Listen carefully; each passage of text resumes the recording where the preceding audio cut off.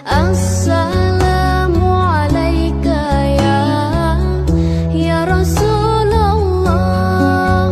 Assalamu alayka ya Habib. Assalamualaikum warahmatullahi wabarakatuh.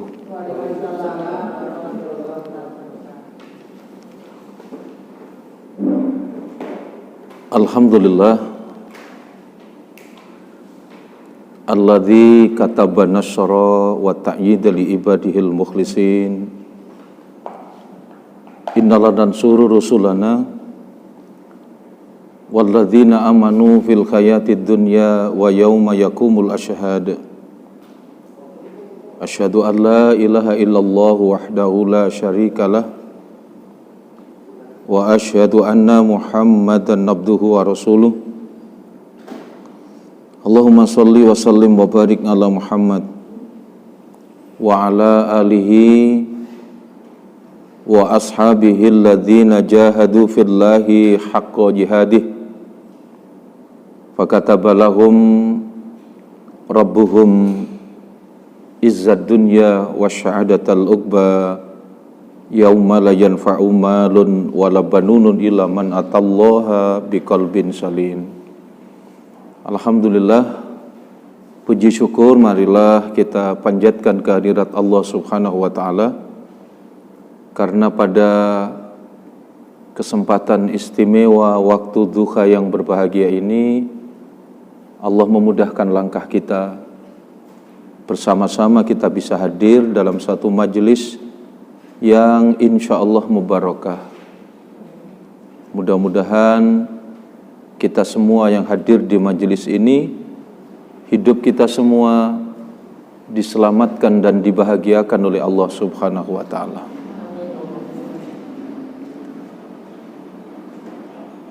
Hari ini kita akan membicarakan tentang kemuliaan hidup dengan meneladani Rasulullah sallallahu alaihi wasallam.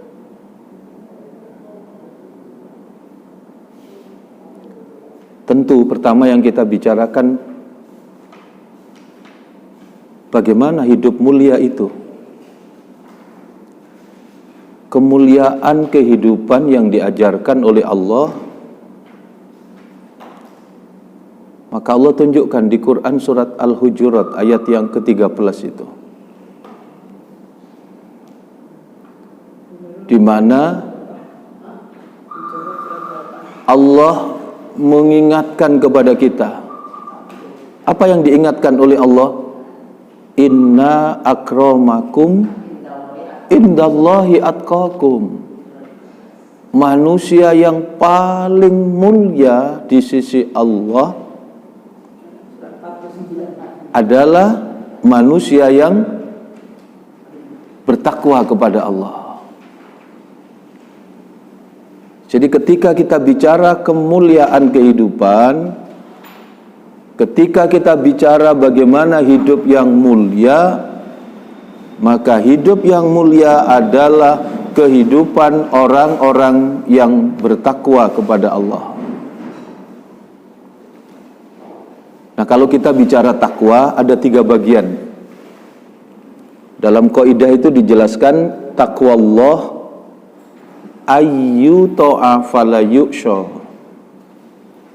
Yang kedua, wa yushkara fala yukfar. Yang ketiga, wa yudhkara fala yunsa. Saya ulang, orang yang hidupnya mulia itu ciri yang pertama, ayyu ta'a, selalu taat kepada Allah.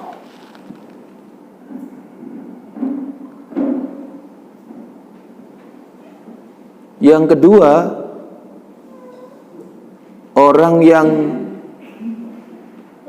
bertakwa kepada Allah itu ciri yang kedua, wa yuskara fala yukfar.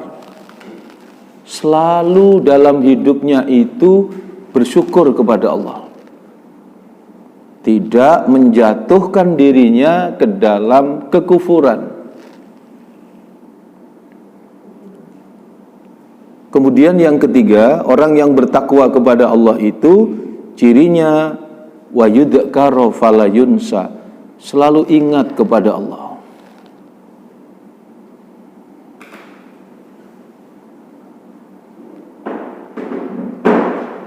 Jadi secara sederhana kemuliaan kehidupan itu ditandai dengan orang yang hidupnya selalu taat, yang kedua selalu bersyukur kepada Allah, dan yang ketiga adalah selalu ingat kepada Allah Subhanahu wa ta'ala.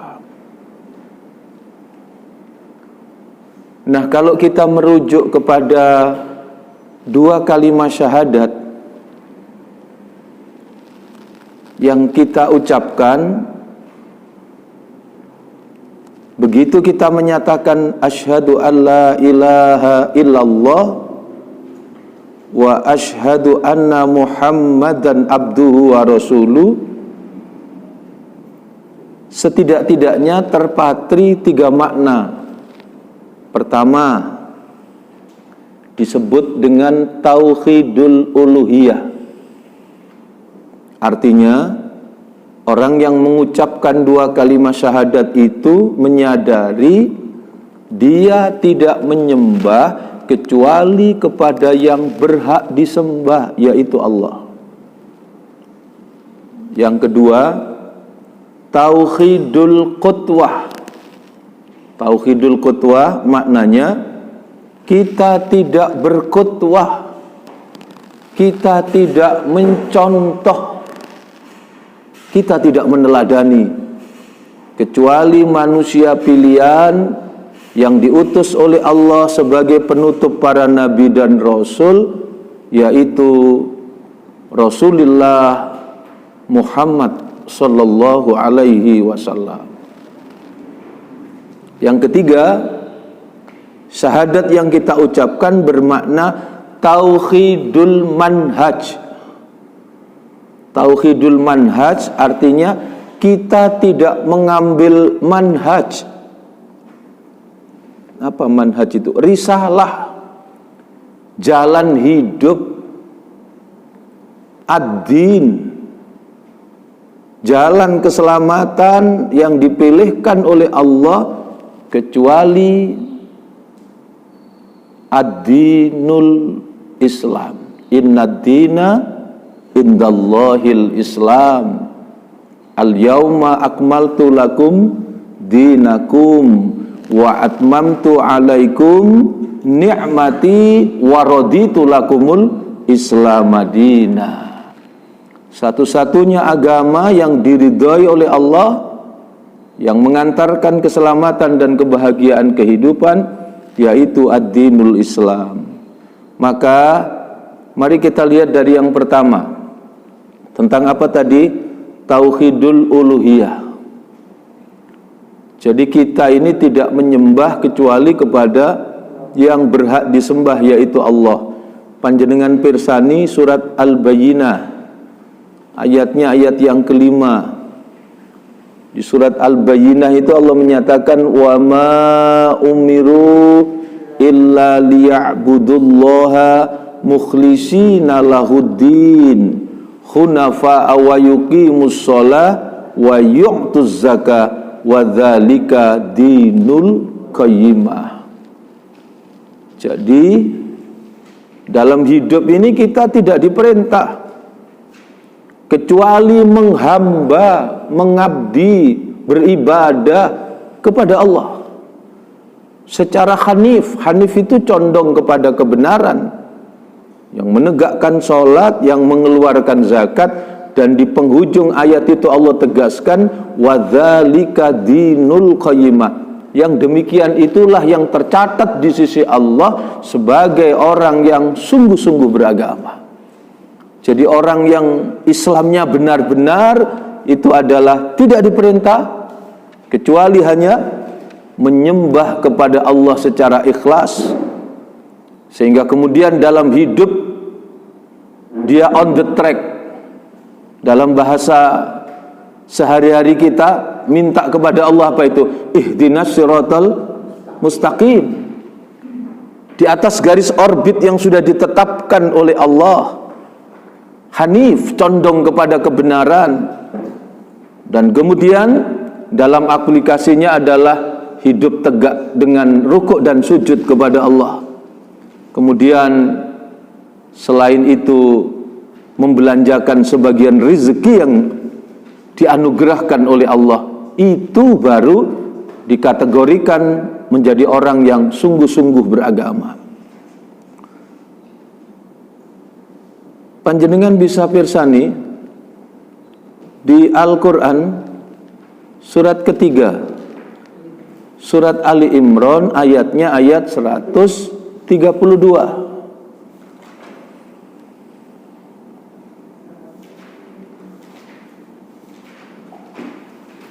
Di surat Ali Imran ayat 132 itu Allah menunjukkan kepada kita apa yang ditunjukkan oleh Allah. Pintu rahmat akan dibuka oleh Allah. Rahmat Allah itu akan hadir dalam kehidupan kita. Bagi siapa? Bagi hamba-hamba yang taat, tunduk dan patuh kepada Allah dan mengikut apa yang dicontohkan oleh Rasulullah. Jadi ketaatannya ketaatan kepada Allah, karena Rasul memberikan contoh bagaimana Rasul taat kepada Allah. Kita mengikut kepada Rasul, berteladan kepada Rasul dalam hal ketaatan kepada Allah. Jika itu yang kita lakukan, ayat ini memberikan petunjuk kepada kita apa? Pasti hidup kita akan dirahmati oleh Allah. Wa atiullaha war rasula la'allakum turhamun. Itu. Nah, kalau sudah ini kita dapatkan, kalau kita ini taat, tunduk dan patuh kepada Allah, rahmat Allah akan hadir dalam kehidupan kita, maka yang terjadi adalah kita bisa merasakan nikmatnya, indahnya hidup dengan penuh kasih sayang. Nanti panjenengan bisa pirsani Quran surat ketiga, surat Ali Imran, ayatnya ayat 159.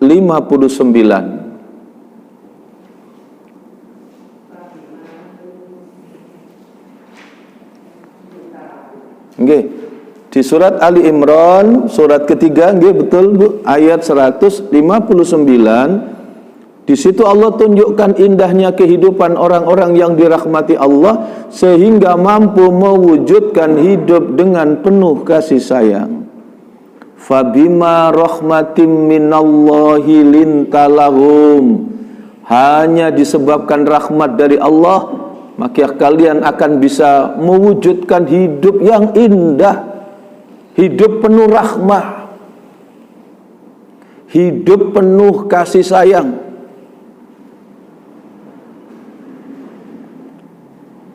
Yang kedua apa?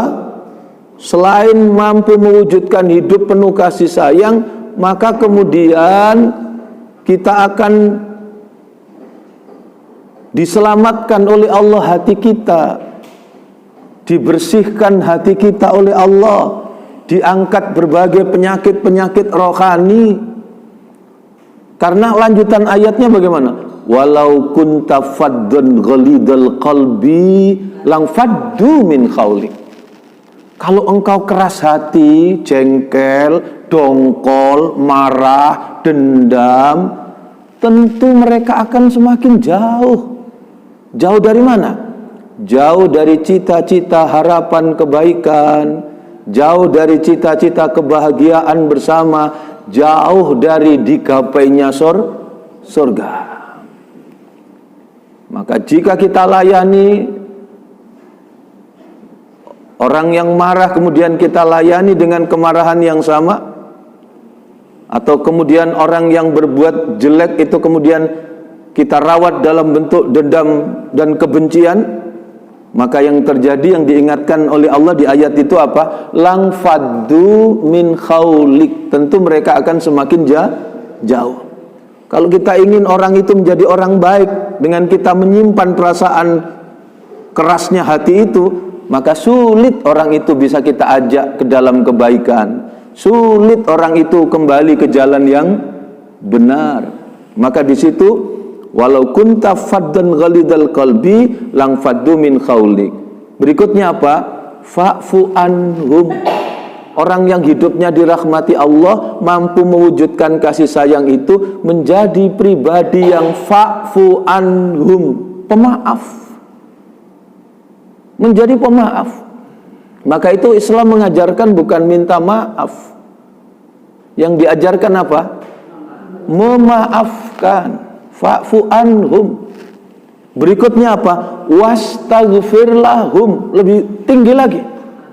Bukan hanya sekedar memaafkan, tetapi memiliki perhatian, curahan perhatian, kepedulian yang luar biasa. Untuk apa?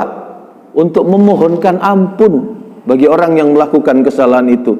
Fa'fu anhum wastaghfir lahum. Masya Allah. Baru kemudian berikutnya apa? Wasyawirhum fil am. Kita bermusyawarah. Surah itu melepaskan madu dari sarang lebah.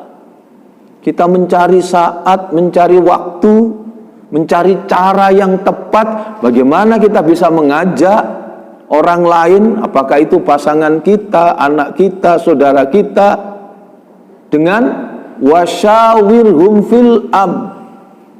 Apa yang kita hasilkan? Madu.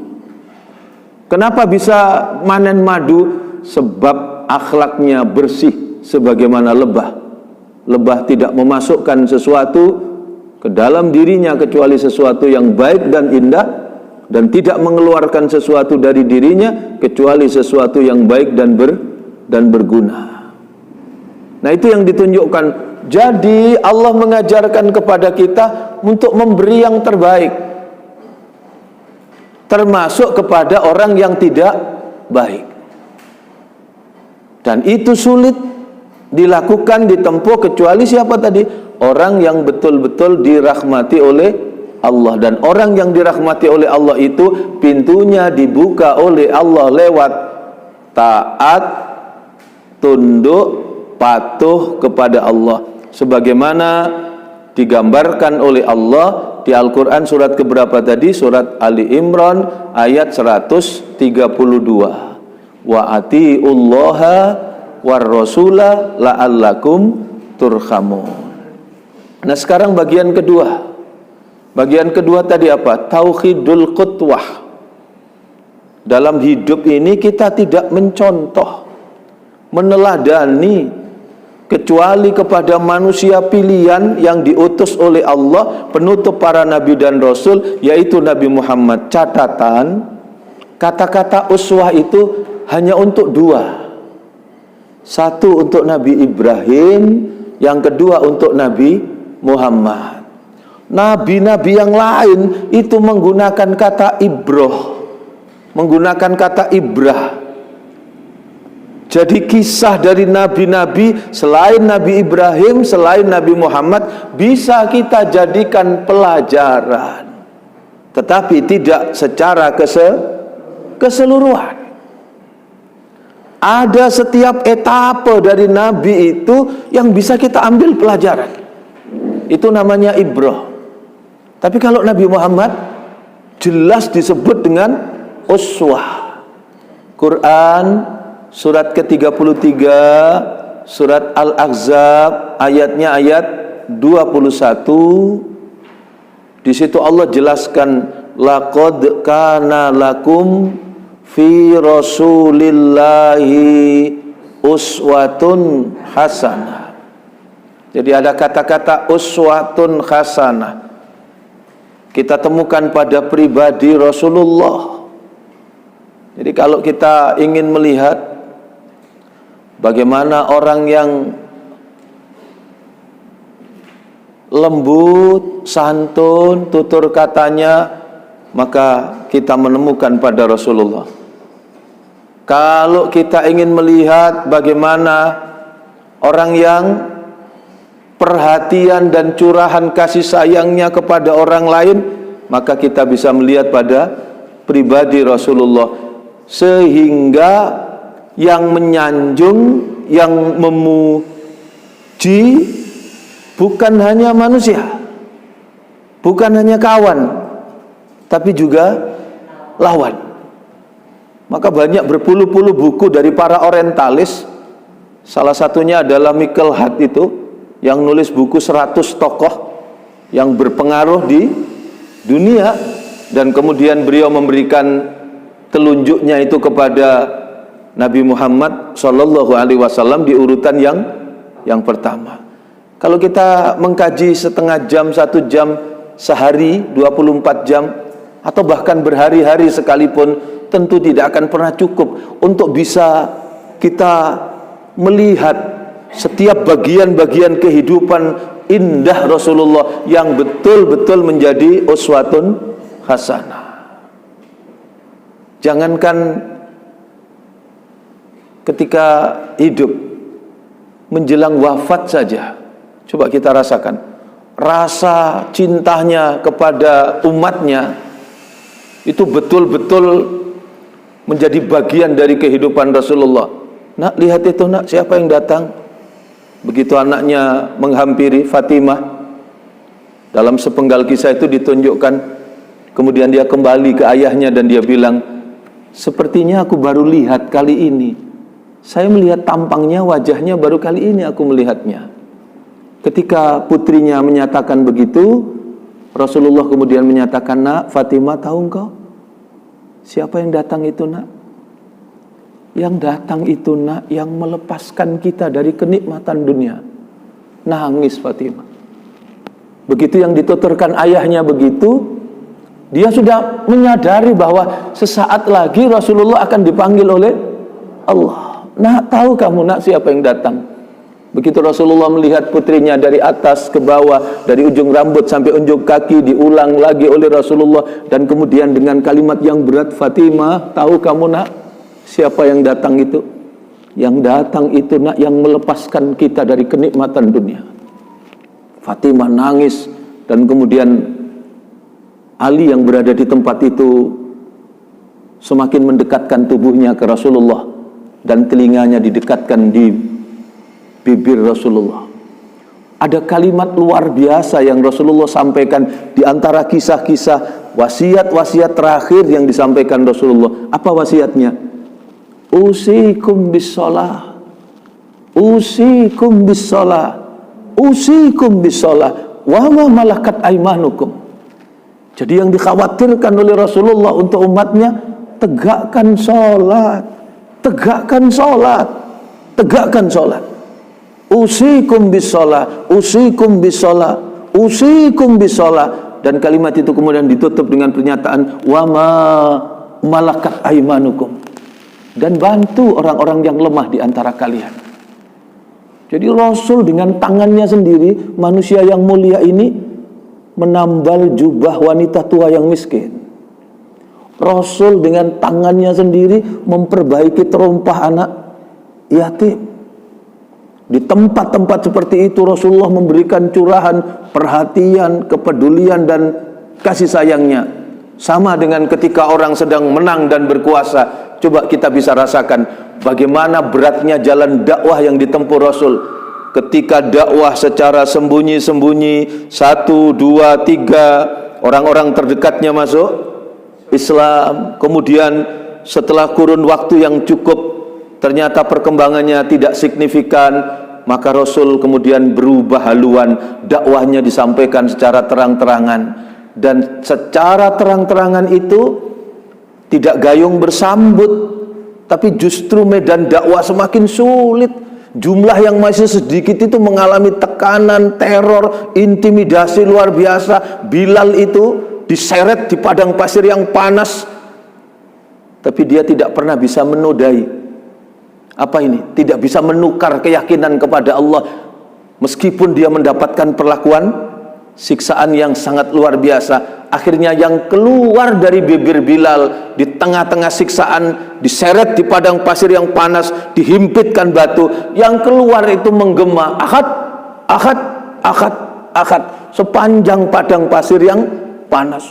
Tambah berat siksaan itu, sampai kemudian sahabat-sahabat keluar dari kota Mekah, hijrah menuju kota Madinah.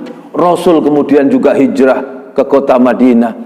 Sampai pada saatnya tertibalah kemenangan, hadir dalam sejarah, namanya Futkul Makkah, penaklukan kota Mekah. Coba panjenengan bayangkan, ketika Rasul kembali ke kota Mekah dalam kondisi menang, Rasul tidak sombong, tidak berkaca pinggang, terus kemudian melakukan kezaliman.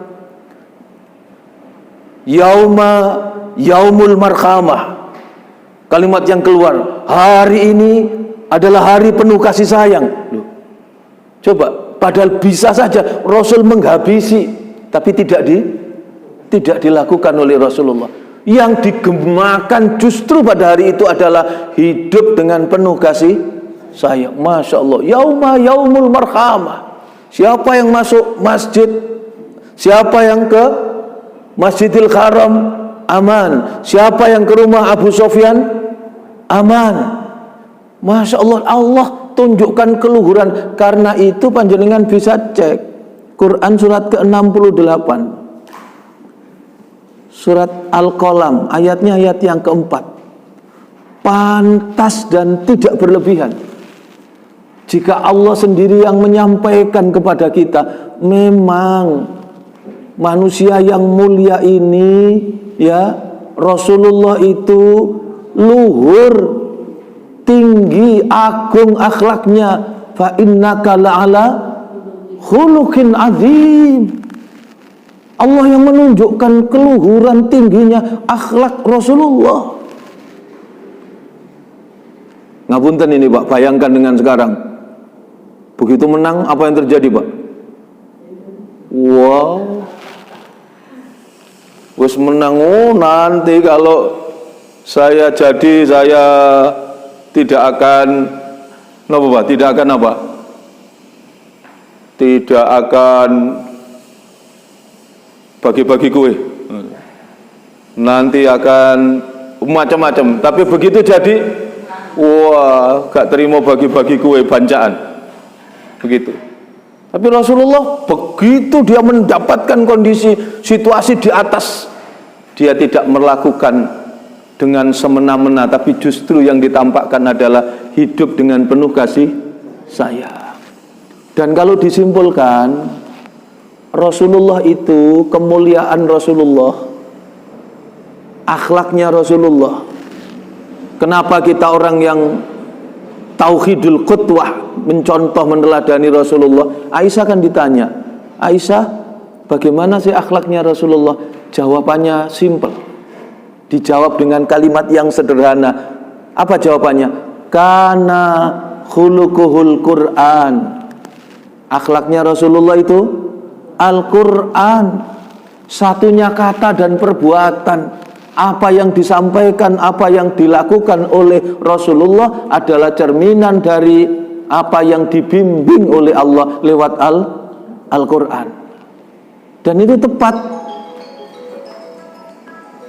Panjenengan bersani Quran surat ke-62, surat Jum'ah, ayatnya ayat yang kedua. Di surat Jum'ah ayat yang kedua itu Allah menunjukkan kepada kita tugas pertama dan utama Rasulullah, diutusnya Nabi Muhammad. Dijelaskan oleh Allah di surat Jum'ah surat ke-62 ayat berapa tadi Bu? Ayat yang kedua, huwallazi ba'asa fil ummiyina rasulam minhum yatslu alaihim ayatihi wa yuzakkihim wa yuallimuhumul kitaba wal hikmah. Coba kalau kita renungkan.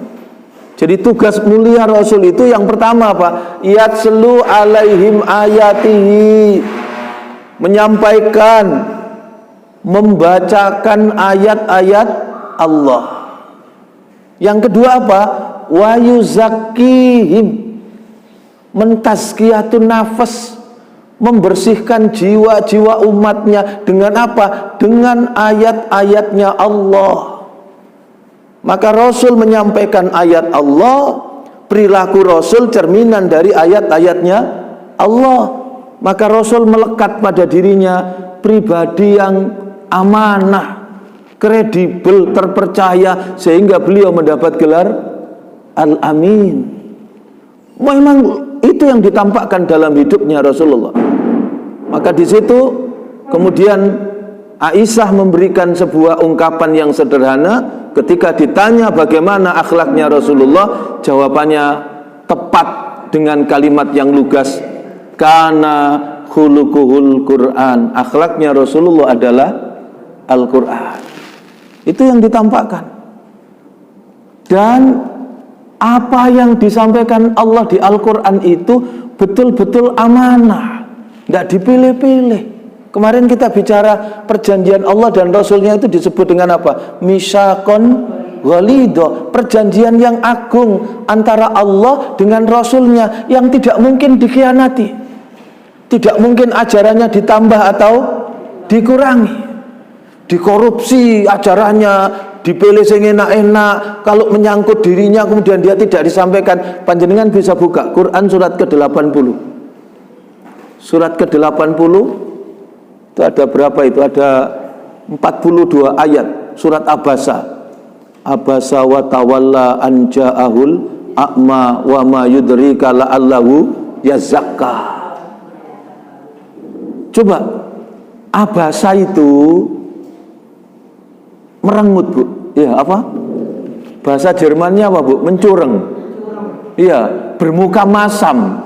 Jadi menampakkan ketidaksukaan terhadap seseorang yang melakukan perbuatan yang buruk kepada kita. Itu namanya abasa. Nah, jadi abasa itu belum marah, Bu. Kalau di Quran itu marah itu ada 4 tingkatan. Marah itu ada 4 tingkatan. Tingkatan pertama disebut abasa. Tingkatan kedua itu disebut kalikha. Tingkatan ketiga itu disebut basyar. Tingkatan keempat disebut basal.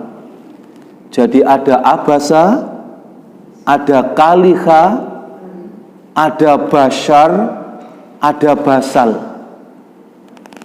Kalau abasa sebetulnya bukan marah, perasaan tidak nyaman. Dan sebetulnya Rasul tidak salah. Jadi ini surat Abasa ini, surat ke-80 ini, itu justru menunjukkan bagaimana kecintaan Allah kepada Nabi Muhammad dan bagaimana kedekatan Nabi Muhammad dengan Allah, bagaimana kualitas kehambaan Nabi Muhammad. Ngapunten, kalau ada orang semakin dekat dengan Allah, maka jangankan melakukan dosa dan kesalahan, belum melakukan dosa dan kesalahan saja pasti akan diberikan sinyal, diingatkan oleh Allah. Tapi ada orang itu meskipun melakukan kesalahan bertumpuk-tumpuk, tapi kalau sudah dibiarkan oleh Allah, katanya orang Jawa itu apa? Diululu, istidrot. Iya, Bu, apa di apa itu? Dilulu, dibombong. Meskipun melakukan kesalahan, dibiarkan saja. Ada orang itu di depan ustadz, itu dia bilang dengan sombongnya begini, Pak Yai, katanya orang kalau berbuat maksiat itu dibalas sama Allah. Ya, saya ini ya dosa terus itu, saya maksiat terus itu, tapi ya tidak dibalas. Bisnis saya ya lancar-lancar saja, saya hidup ya nyaman-nyaman saja gitu. Terus sama Pak Yainya itu dengan arif dia disampaikan begini, Mas, kalau malam ini sampean tidak bisa bangun, kalau malam ini sampean tidak bisa tahajud, malam ini saja, atau bahkan sudah bermalam-malam sampean tidak bisa bangun, sampean tidak bisa tahajud, atau bahkan mungkin sudah berbulan-bulan, bahkan bertahun-tahun, sementara ada orang lain setiap malam tiba, dia bisa merasakan lezatnya bertakarrub kepada Allah, bisa merasakan nikmatnya sepertiga malam terakhir, dia bisa menangis berurai air mata, dia bisa berzikir, dia bisa baca Al-Quran. Maka sungguh jangan pernah merasa engkau tidak dihukum oleh Allah, tidak bisa bangun malamnya, malam ini saja itu sudah cukup sebagai hukuman dari Allah. Orang kalau sudah, jangankan tahajud, kehilangan sholat subuh saja sudah tidak merasa kehilangan kalau dia jauh dari Allah. Tapi kalau orang itu sudah terbiasa, maaf, saya jadi teringat Bu Perenjak. Jadi kalau semalam sudah terbiasa, siang 1 juz, malam 1 juz. Tiba-tiba karena sesuatu hal malam itu tidak bisa baca Al-Quran satu juz. Apa yang ada di perasaannya? Ada perasaan sedih, perasaan kecewa, ada perasaan berdosa meskipun tidak melakukan dosa. Dikepluk-kepluk, ya Allah, urip model apa, urip capopo, ya Allah, mosok suwengi lo gak iso maca Quran hanya 1 juz. Satu Quran hanya 1 juz. Bayangkan, sementara yang lain nggak pernah. Malam datang pergi berlalu begitu saja. Tapi tiba-tiba tergerak hatinya. Bu, jangankan 1 juz, tiba-tiba, alhamdulillah ya, malam ini saya bisa baca, ya Allah, saya bisa baca Yasin gitu. Sing ngrungokno seweneng. Sampean maca Yasin, Pak? Iya, aku mau Yasin, shadaqallahul adzim. Itu saja sudah senangnya luar biasa. Karena itu istighfar itu bukan hanya untuk dosa, tapi ada 3 bagian. Kenapa kita harus istighfar? Kenapa kita harus mohon ampun kepada Allah? Yang pasti istighfar itu kita ucapkan karena kita mengaku salah melakukan sebuah dosa, istighfar. Tapi yang kedua, istighfar itu kita lakukan, kenapa? Karena tidak sebandingnya nikmat yang diberikan oleh Allah dengan rasa syukur kita. Begitu banyak nikmat yang diberikan oleh Allah, tetapi kita banyak lupa istighfar kepada Allah. Dan yang ketiga, kenapa kita harus istighfar? Bukan karena salah, tapi apa? Karena dibandingkan segala kenikmatan yang diberikan oleh Allah, terlampau sedikit ibadah kita kepada Allah. Nah itu, karena itu Nabi itu dekat, sehingga meskipun belum salah, itu kan wajar. Dakwah sulit, tiba-tiba kumpul pembesar-pembesar Quraisy itu, dan kumpulnya itu punya rencana jahat. Apa rencana jahatnya? Nanti kalau kita tawur Nabi Muhammad ini, kita debat rame-rame, pasti akan kalah. Nabi Muhammad pasti tidak akan pernah bisa mengalahkan kita. Kita akan bisa menjatuhkan apa yang didakwakan oleh Nabi Muhammad. Itu orang-orang kumpul. Nah, salah satunya itu namanya Ubay bin Khalaf. Ubay bin Khalaf itu ahli apa itu, Bu? Ahli bersilat lidah. Ya, ahli berdebat. Dan dia punya persiapan, Bu. Sampai yang namanya Ubay bin Khalaf itu namanya diabadikan di Al-Quran. Surat ke-36, surat Yasin, ayatnya ayat 78. Itu dijadikan contoh oleh Allah, seorang manusia yang dengan segala kesombongannya menentang dan menantang Allah, menentang dan menantang Rasulullah. Dia dengan apa itu? Pola berpikirnya yang dianggapnya bisa mengalahkan Nabi Muhammad, padahal berpikirnya itu sangat dangkal. Tidak menggunakan apa itu? Berpikir dengan akal sehat dalam jangkauan pemikiran yang panjang. Iya, Bu, surat ke-36, surat Yasin. Apa yang ditunjukkan oleh Allah itu? Qala may yuhyil idzama wa hiya ramim.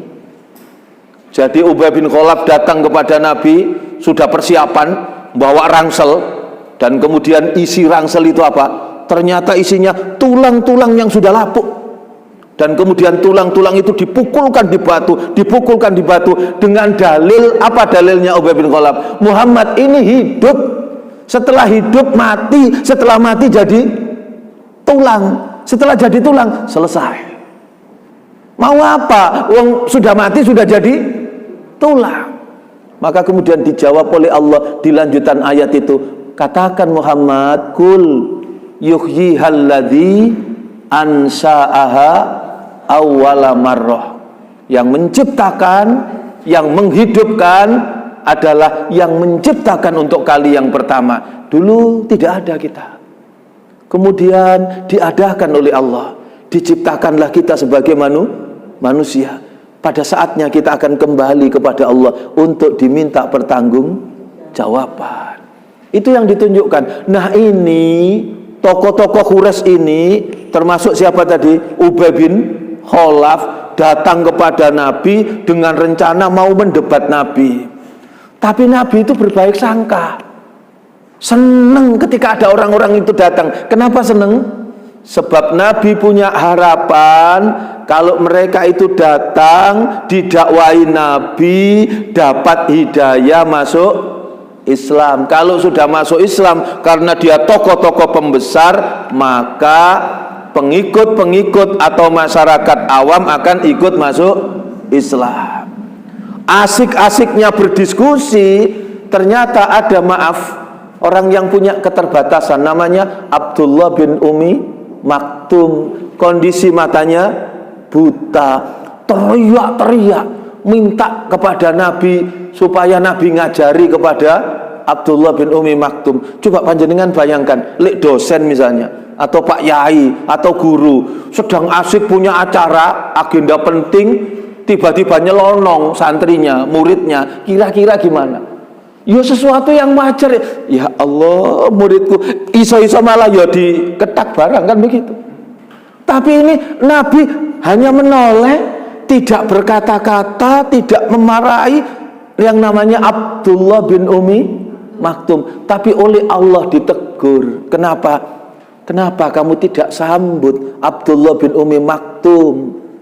Sebab kamu milih orang-orang besar gede-gede itu, kamu punya anggapan dia orang mau membersihkan diri, padahal Abdullah bin Umi Maktum yang justru membersihkan dirinya. Jangan terjebak status, jangan terjebak kedudukan dan kehormatan, jangan terjebak kepada orang besar, jangan pernah menganggap ini orang kecil. Bisa jadi yang datang itu justru orang yang ingin betul-betul membersihkan jiwanya, membersihkan dirinya. Itu ditegur oleh Allah dan itu disampaikan. Maka bukan marah abasa. Kalau marah itu apa tadi, Bu? Kalikha. Nah, kalau kalikha itu orang yang marah dengan apa? Sudah mulai nampak. Wong lek ngamuk mesti ketok, Bu. Dilihat dari raut mukanya, ininya nyambung, giginya moro keretak-keretak, krok-krok gitu kan. Terus mungkin sudah muncul kalimat-kalimat yang seharusnya tidak dikeluarkan. Itu namanya kalikha. Nah, lebih tinggi dari kalikha itu namanya apa tadi? Basar. Kalau basar itu sudah marah yang tidak terkendali, sehingga kemudian bisa dengan tindakan, bisa dengan perlakuan, ya sudah kehilangan akal sehatnya. Nah, puncak kemarahan namanya basal. Basal itu marah terhadap yang dihadapi itu, sehingga yang dimarahi itu diperlakukan seperti musuh di medan perang. Lah kalau musuh dianggap musuh berarti harus dibinasakan, harus dibunuh, harus dihabisi. Itu kalau sudah basal. Nah, pertanyaannya, kalau kita didera persoalan, kalau kita dihadapkan pada masalah-masalah, marah kita level berapa? Apakah marah kita masuk seperti yang dicontohkan Nabi dengan tenang? Nabi menampakkan apa, Bu? Abasa, atau rodok mundak titik, kalikha, atau jangan-jangan sudah kejeblong sampai basar. Loh, jangan sampai kepada basal. Masa istrinya atau suaminya dianggap sebagai musuh yang harus dibinasakan. Masya Allah, anaknya saking jengkelnya kemudian harus dibinasakan. Maka Nabi ngajari, ingin rumah yang aman, masa depan yang aman, anak-anak yang terjaga, resepnya ada 3. Apa kata Nabi? La takdzab, jangan marah. Setelah itu apa Nabi? La takdzab, jangan marah. Setelah itu apa Nabi? La takdzab, jangan marah. Ternyata diulang 3 kali dengan kalimat yang sama. Masya Allah. Nabi bahkan mengingatkan ada 4 yang harus diingat orang tua untuk menyelamatkan masa depan anak-anaknya. 1, apa yang diingatkan? Terima yang sedikit darinya. 2, apa yang diingatkan Rasul? Maafkan yang menyulitkan darinya. Yang ketiga, apa yang diingatkan Rasul? Jangan membebaninya. Dan yang keempat, jangan menghardiknya. Nabi apa yang diingatkan? Supaya anak-anak kita selamat, terima yang sedikit darinya. Hargai. Mama, ini mah aku ulangan mah dapat 8. Masya Allah, alhamdulillah, pinter, hebat anak mama ya. 8. Coba kalau anaknya datang, mama 8. Alah, 8 bangga. Mama itu tidak pernah kalau matematika itu, apalagi papamu berapa? 100, 11, 12, 13 begitu. Maka sehebat apapun anak kita, dia akan jatuh. Tapi sekecil apapun anak kita, ketika kita berikan ruang, maka dia akan menjadi besar. Maka Nabi apa? Terima yang sedikit darinya. Yang kedua apa? Maafkan yang menyulitkan darinya. Jadi kalau anak kita pinter-pinter, ada yang tidak usah diajari, belajar sendiri, sekolahnya lancar-lancar, alhamdulillah, mudah-mudahan barokah. Ujiannya ujian dalam bentuk kesenangan. Tapi ada juga anak-anaknya yang dikongkon sinau, belum lah itu kan sinau, gak ikut. Ibu sampai sing sekolah. Bingung, anak sing bantah. Ibu ini mesti tugas PR, tugas. Sing sekolah aku apa ibu? Lho lak bingung iki. Akhirnya wis ibu ae sing sekolah gitu. Apalane daring, Bu ya. Luar biasa.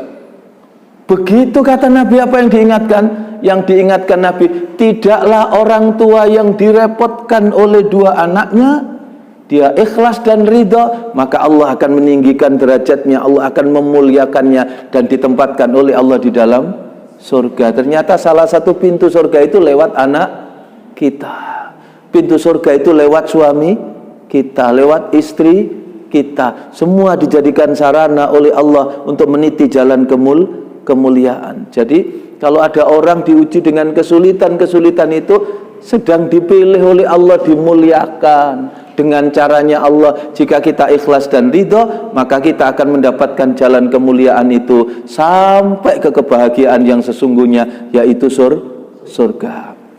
Nah, ini yang dicontohkan. Jadi tauhidul qudwah itu mencontoh dan meneladani Rasulullah, dan Rasulullah itu dicontoh keluhuran akhlaknya. Akhlak Rasulullah itu ternyata dari Al-Quran.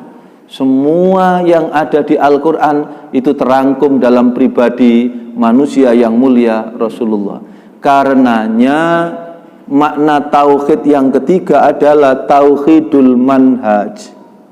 Kita tidak bermanhaj, tidak mengambil jalan hidup kecuali risalah yang diturunkan oleh Allah untuk menyelamatkan dan membahagiakan hidup dan kehidupan kita, yaitu ad-dinul Islam. Nah, untuk kajiannya kita bisa mengulang tadi itu, Bu. Quran surat ke-13. Surat Ar-Ra'd ayatnya ayat 18 sampai 24. Itu indahnya hidup di dalam Islam. Di mana pertama ayat 18 Allah memberikan satu kata berharga, namanya husnah. Ayat 18 itu Allah tunjukkan lilladzina stajabu lirabbihimul husnah. Ada kata-kata husnah. Berapa nilainya husnah itu? Jadi orang yang taat, berserah diri kepada Allah itu sangat tinggi nilainya. Nilainya adalah husnah. Berapa tingginya nilai husnah itu? Maaf, bukan tidak penting dunia, Tapi seluruh isi dunia ini tidak sebanding dengan husna. Dua dunia sekalipun tidak sebanding dengan husna. Apa husna tadi? Orang yang hidup berserah diri, taat, tunduk dan patuh kepada Allah.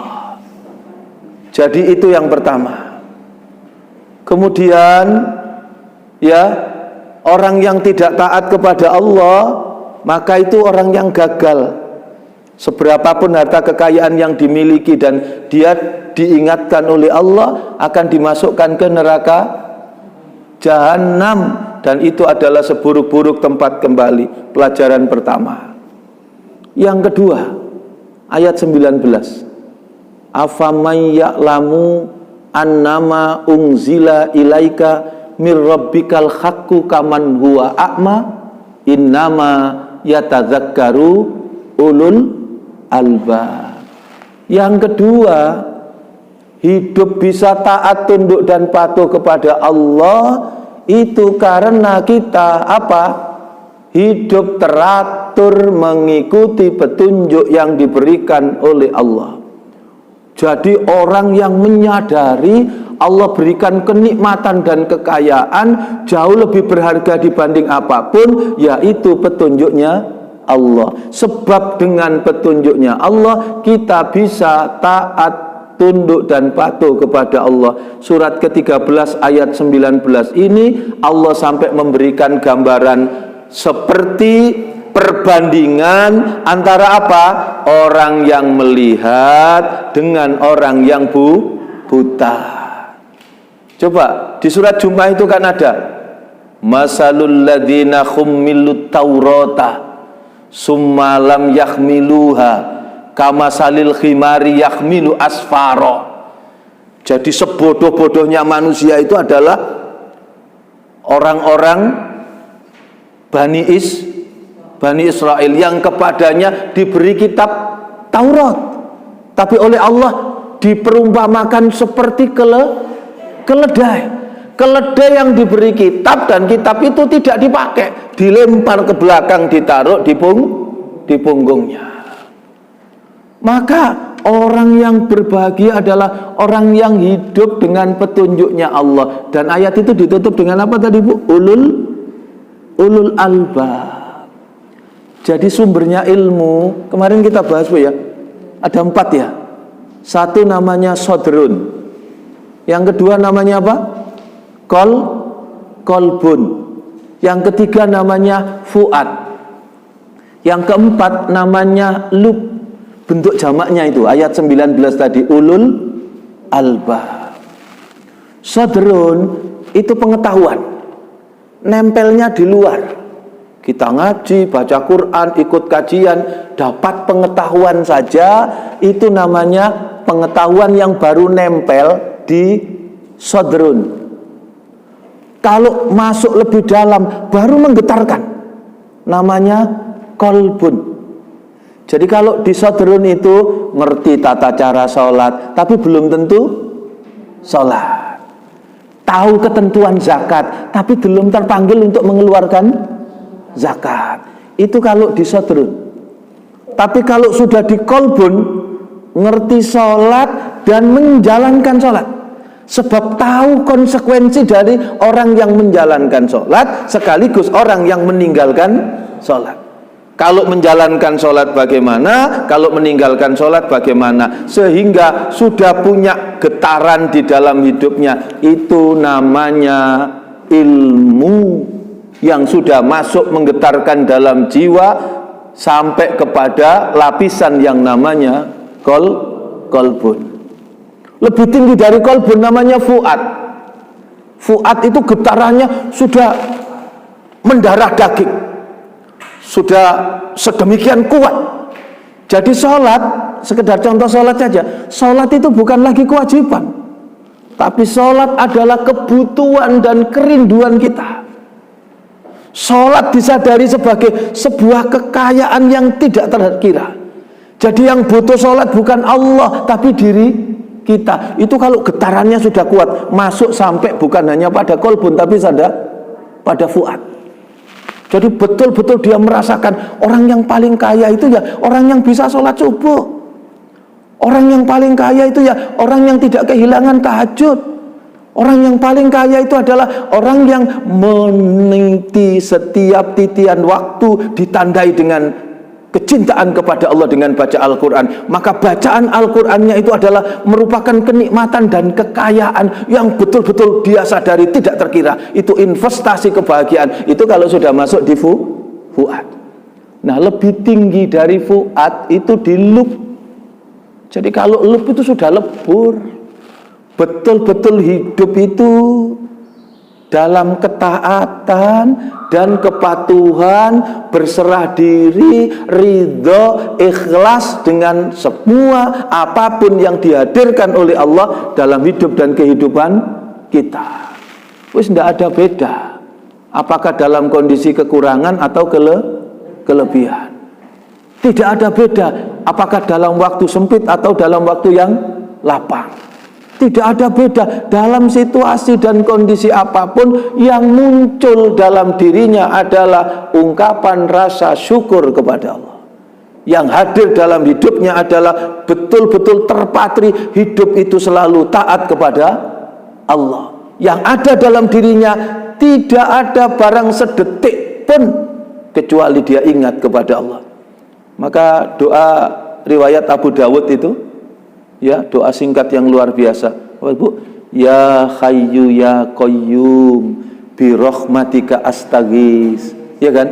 Ya Hayyu ya Qayyum bi rahmatika astaghis. Lanjutannya itu luar biasa. Aslih li sa'ni kullahu wala takilni ila nafsi tarfata aini. Masya Allah. Jadi tidak mungkin kita ini lepas dari Allah tanpa pertolongan kasih sayang dari Allah, berlindung dan bersandar kepada Allah meskipun barang sedetik. Itu disadari betul. Itu kalau sudah getarannya sampai kepada lub apa tadi Bu, ulul albab. Dibaca Bu ayat 20 Bu. Tadi sampai pada ayat 19, afaman ya'lamu annama unzila ilaika mir rabbikal haqqu kaman huwa a'ma innama yatadzakkaru ulul albab alladzina yufuna bi ahdillahi wa la yanqudunal mitsaq. Terjemahannya Bu? Yang 20? Iya. Yaitu orang yang memenuhi janji Allah dan tidak melanggar perjanjian. Nah, yang pertama orang yang memenuhi janji Allah. Apa sih Bu janji Allah itu? Ada di Quran surat ke-7, surat Al-A'raf ayat 172. Ketika kita diciptakan sebagai manusia, ruh kita dimasukkan, Allah sudah perkenalkan. Quran surat ke-7 surat Al-A'raf ayatnya ayat 172 itu memenuhi janji. Janji dengan siapa? Janji dengan Allah.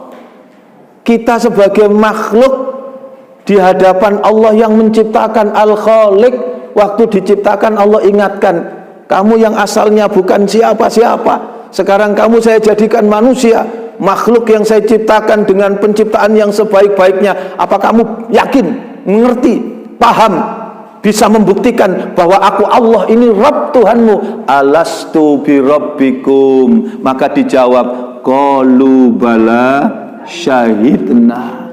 Maka di situ kita ketemu syahadat. Jadi syahadat itu bukan melihat, ya. Kalau melihat itu dengan mata kepala, asyhadu alla ilaha illallah, itu saya bersaksi, bukan menyaksikan. Kalau menyaksikan itu melihat dengan mata kepala, tapi kalau bersaksi itu adalah realisasi dari iman. Itu. Yang kedua apa? Tidak merusak janji. Ayat 20 tadi yang panjenengan baca. Pertama, memenuhi janji, dan yang kedua apa? Tidak melanggar perjanjian. Perjanjian dengan siapa? Perjanjian dengan manusia. Kalau yang tadi tidak merusak memenuhi janji dengan Allah, yang ini tidak merusak janji. Janji dengan siapa? Janji dengan sesama manusia. Sebab hidup ini dibangun dari janji-janji. Dan janji yang paling kuat di Quran tadi disebut apa? Misakon ghalido. Janji apa itu? Janji keluarga. Jadi ikatan perjanjian keluarga itu yang harus dirawat, yang harus diperjuangkan, yang harus dijaga. Dan semua itu tidak ada yang cek kosong. Jadi semua itu butuh ongkos. Maka nanti kita akan temukan setiap apapun yang kita lakukan dan apapun yang kita katakan, tentu Allah minta pertanggungjawaban. Bagaimana Allah mengajarkan kepada kita untuk merawat, berjuang. Kalau kita katakan membangun keluarga, keluarga itu adalah ibadah yang panjang. Kalau sholat ada waktunya, puasa ada waktunya. Kalau ibadah dalam keluarga, ini ibadah yang panjang. Ketika bersama-sama suami istri masih hidup, sampai ketika istrinya sudah meninggal atau suaminya sudah meninggal, ini terus kita bersama-sama beribadah. Masya Allah, merawat yang sampai nanti ketemunya adalah di Quran surat ke-13 ayat 23 itu. Kita minta kepada Allah. Sekarang ini alamat kita di dunia ini kan alamat sementara saja. Kalau alamatnya apa ini? Gunung Mas, Gunung Anyar Mas Selatan, jalan modern, itu kan alamat sementara. Tapi alamat sesungguhnya nanti di KTP kita itu cuma serinya 2 saja, Bu. S apa N, surga apa neraka. Nah, mudah-mudahan kita ini dikelompokkan menjadi ashabul jannah. Jadi ayat tadi, ayat 20, Allah tunjukkan indahnya kehidupan Islam. Orang yang berserah diri kepada Allah itu merupakan kekayaan yang berharga yang tiada terkira, yang hidup dengan petunjuknya Allah. Ayat 19. Kemudian apa? Memegang teguh janji dengan Allah dan merawat janji-janji yang sudah kita ucapkan, termasuk ketika kita diamanai Allah untuk membawa keluarga kita sampai ke surga. Allah sudah ingatkan ku anfusakum wa ahlikum naro. Rasul mengingatkan, jadikan rumahmu menjadi rumah surga. Itu janji yang harus dirawat. Ayat 21, Bu. Dan orang-orang yang menghubungkan apa yang diperintahkan Allah agar dilakukan, dan mereka takut kepada Tuhannya dan takut kepada hisab yang baik. Coba ada 3 poin penting. 1, menghubungkan apa yang diperintahkan Allah untuk dihubungkan. Jadi Allah itu memerintahkan silah, menyambung. Jadilah kemudian silaturahim. Ada perbuatan yang halal boleh, tapi dibenci oleh Allah dan Allah tidak suka, yaitu talak. Talak itu memutus tali. Boleh, halal, loh. Ada perbuatan halal, tapi Allah benci. Allah tidak suka. Maka kita diperintah untuk menjaga, merawat. Disitulah perjuangan. Itu yang disebut keluarga, itu adalah ibadah panjang. Kalau karena perbedaan-perbedaan kemudian kita ingin berpisah, justru kita dipertemukan itu karena berbeda. Sing siji omongnya akeh, sing siji gak ono omonge. Engko lek karo-karone omongnya akeh, dadi pasar pindah. Sing siji medit, siji loman. Dipertemukan oleh Allah sedemikian rupa. Maka jangan karena ingin sama kemudian baru dipertahankan, padahal kita dipertemukan memang karena berbeda. Dan perbedaan-perbedaan itulah kemudian kita bisa saling menjaga, saling merawat. Kasih sayang itulah ibadah yang disebut sajadah panjang. Dan disitulah kemudian kita bisa dimuliakan oleh Allah. Maka disitu tadi apa? Takut kepada Allah. Sampai ketika masalah keluarga itu, ittaqullaha fin nisa. Takutlah kepada Allah dalam urusan wanita. Diulang lagi, ittaqullaha fin nisa. Takutlah kepada Allah dalam urusan perempuan. Diulang lagi, ittaqullaha fin nisa, takutlah kepada Allah dalam urusan wanita yang engkau ambil menjadi istri. Apa yang diingatkan? Fa innahunna awanun aidikum aqattumuhunna bi amanatillah. Ingat, sekarang itu menjadi amanah. Yang kedua apa? Fastakhlaltum furujahunna bi kalimatillah. Kalian yang asalnya haram dihalalkan oleh Allah, qabiltu, diikat dengan kalimat Allah, dan itu harus dirawat, dijaga sedemikian rupa. Berikutnya apa? Takut dengan hisab yang buruk. Semua dicatat, dinilai oleh Allah, diperhitungkan oleh Allah secara detail dan terperinci. Maka kita selalu menginventarisir, jangan sampai apapun yang kita lakukan itu tidak terhitung sebagai amal soleh. Rugi kalau minum kita tidak dihitung amal soleh. Rugi kalau makan kita tidak dihitung amal soleh. Rugi kalau tidur kita tidak dihitung amal soleh. Apalagi ibadah-ibadah kita yang jelas-jelas ibadah mahdhah. Sholat kita, puasa kita, bacaan Quran kita. Sedangkan santai-santai kita saja, refreshing kita saja, apa itu bu, dolan, lihat gunung, ke pantai, itu rugi kalau tidak dihitung sebagai ibadah. Begitu, itu namanya apa? Takut dengan hisab yang buruk. Betul-betul harus apapun yang dilakukan itu, satu apa? Niatnya benar. Karena innamal a'malu binniyah. Jangan salah niat. Loh, Mbak, enak Mbak yo sampai umroh bolak-balik. Enggak kok, cuma ngantar bayi. Ternyata di sana ngantar bayi betul. Padahal niatnya supaya dia ndak sombong saja. Mosok bendino umroh. Mari mulai umroh maneh, cek wenake sing delok iku sampai ngiri. Terus dia itu jawabnya niatnya bukan untuk gaya-gayaan supaya ndak sombong. Ternyata salah ngomong. Begitu dia ngomong, umroh maneh Mbak, umroh maneh. Enggak kok, cuma iki lho ngancani bayi. Ternyata betul di sana ngancani bayi. Ndak bisa umroh sama sekali. Begitu sampai di sana langsung sakit. Bayi malah sing melayu dhewe. Padahal dia niatnya mau ngancani bayi.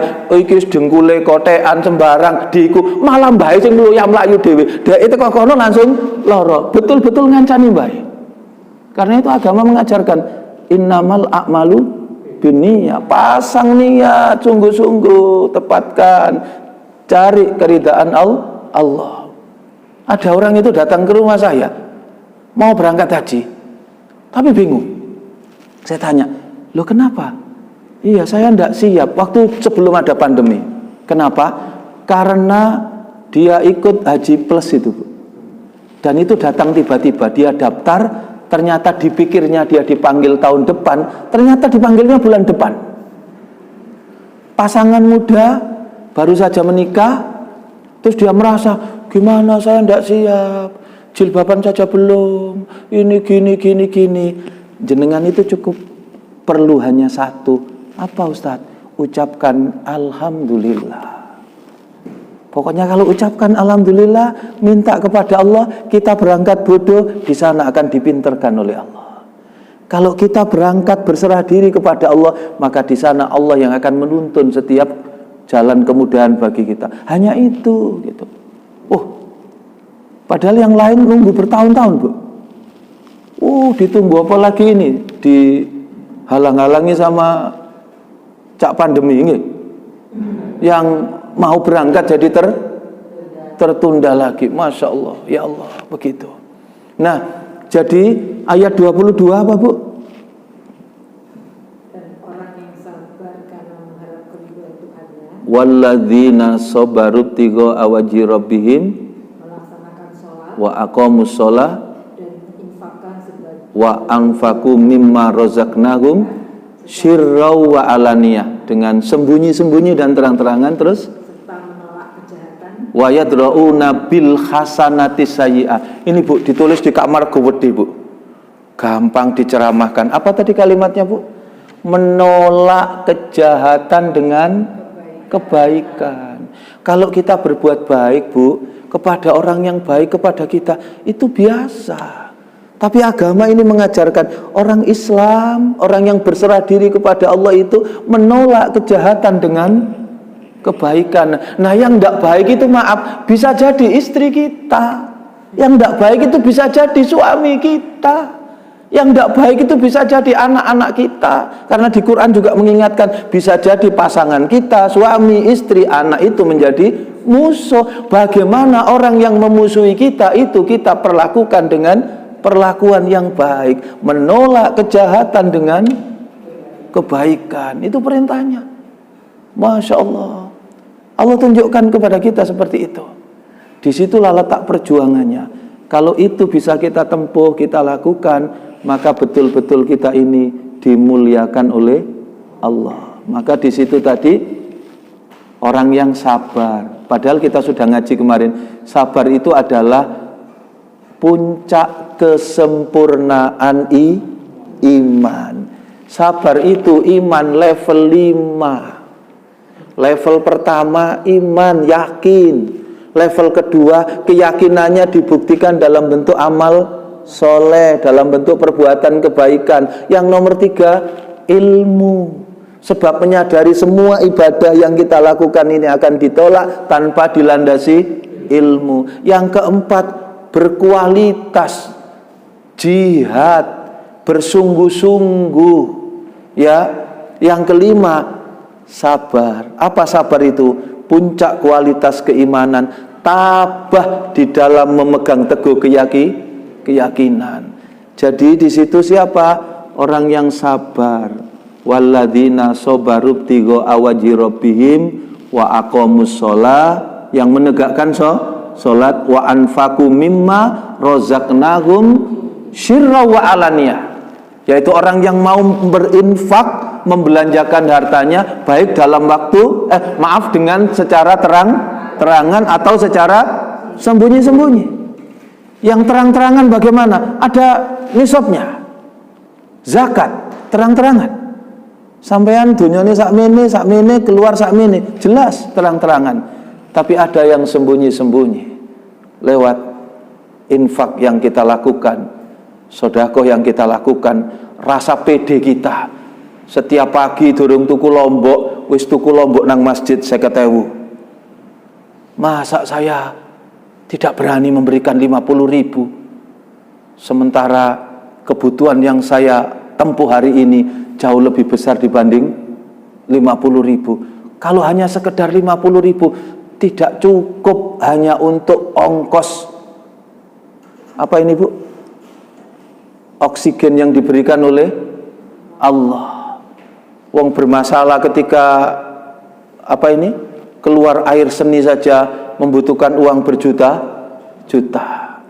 Jantungnya ketika ya ada orang Bu disuruh berangkat haji, sing disalahno Allah. Haji itu orang yang bodoh. Lah apa digawe lunga haji, duwe ngono, gawe bisnis kok, gawe bisnis sambil medhidi Bu. Woleh digawe bisnis iso berkembang luar biasa.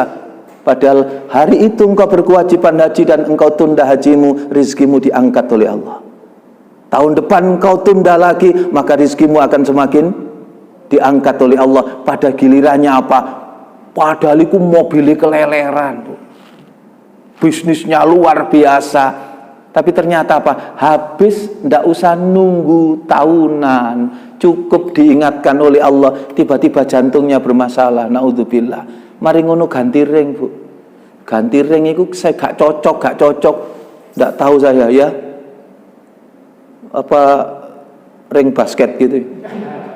Ternyata bermasalah itu sampai menghabiskan hartanya. Naudzubillah.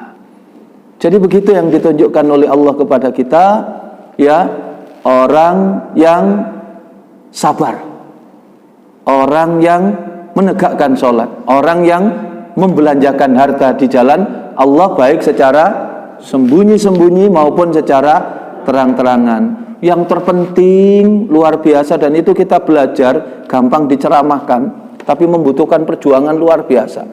Ya, apa tadi?